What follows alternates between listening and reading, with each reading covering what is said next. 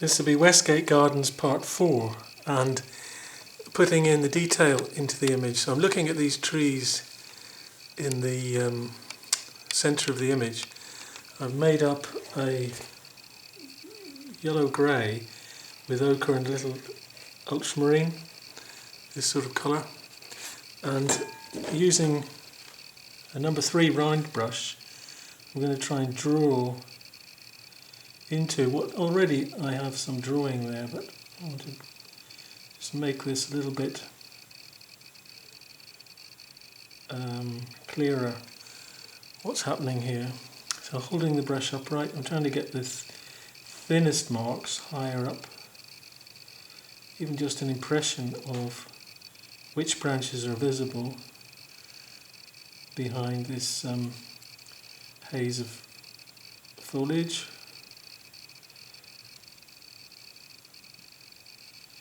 So less contrast back here, less difference between light and dark. Just helps this area to go away visually. The light is from this side, from the right, so that means shadow on the branches would be on the opposite side, the left. Just a little hint of what's happening. If these marks get too heavy, too strong, then all of this area will come forwards. So it's worth testing the tone, particularly the shade of grey, that it's quite a light ochre grey in here.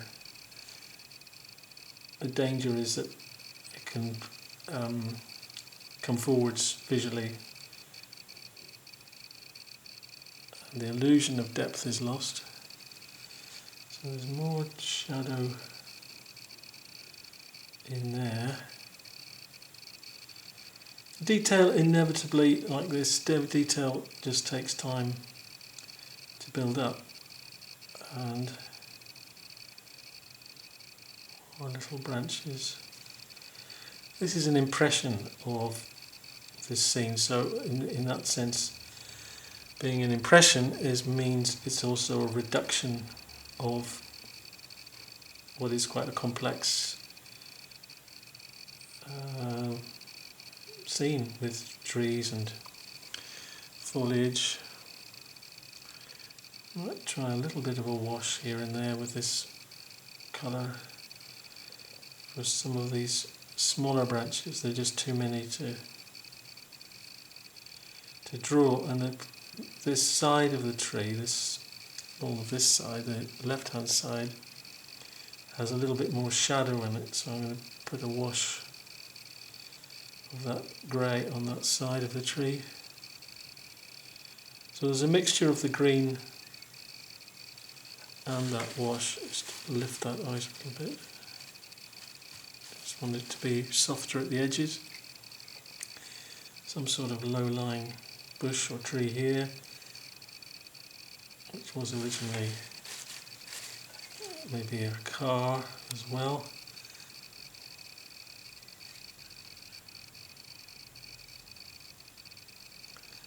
Just a little bit of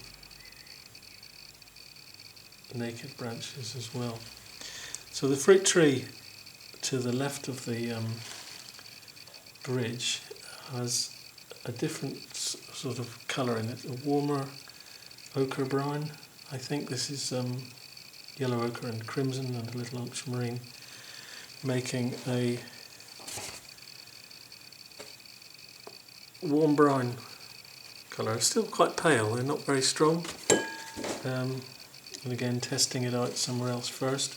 So I have a bit of drawing, which is this quirky branch which makes the character of the tree, and this other branch that sort of goes up into the tree.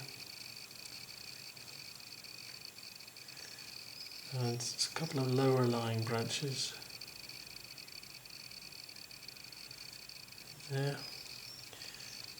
And again, like this, the light's coming that way, so there's a little bit of shadow on this side of all of this. Stippling with a number 3 round brush. Just draw into that branch.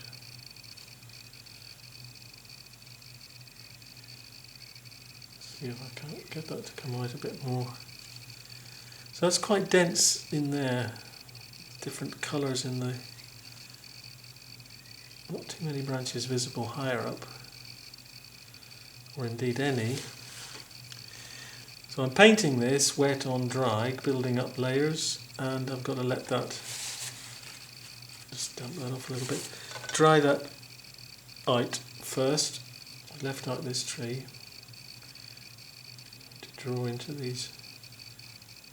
Part of the image, I think, is the presence of these trees. It's difficult to ignore them. And how much detail does one paint?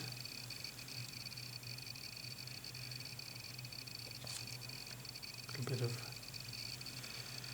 little bit of green foliage there, a little hint of green, light green on this area.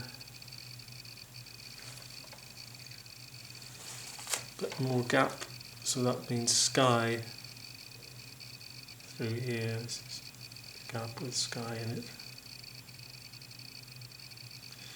So it will take a little while to build that up, and I may have to revisit it and come back to it and see how that compares with other areas. I have painted some orange colour on the flowers on the other side of the bank from the Westgate Gardens using a dabbing mark and cadmium yellow and cadmium red to make orange.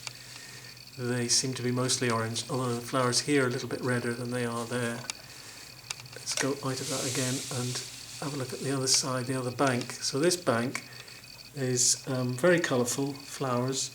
I would go for the yellow flowers first, which are obviously lighter. Some of these flowers in here are more towards yellow. Cadmium yellow, maybe a little tiny bit of cerulean blue. So that's an impression of this colourful display. Using dabbing marks, using a repeated vertical stipple, which is a bit like the shape of the flower in here. You always put the light colour down first, so there is a darker colour, the foliage and the earth around this rather well maintained bed.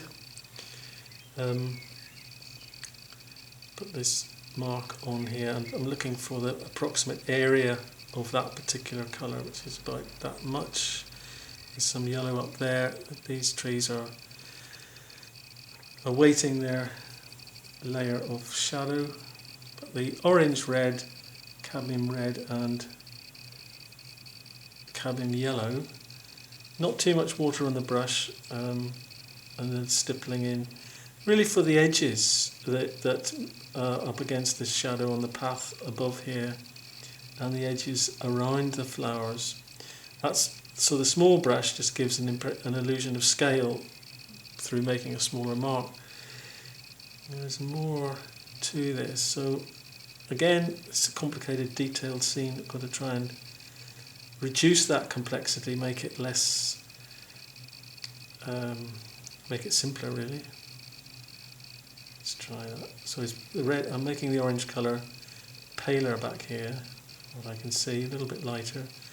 Let's make the orange colour slightly stronger along this edge. On the base here there are more flowers.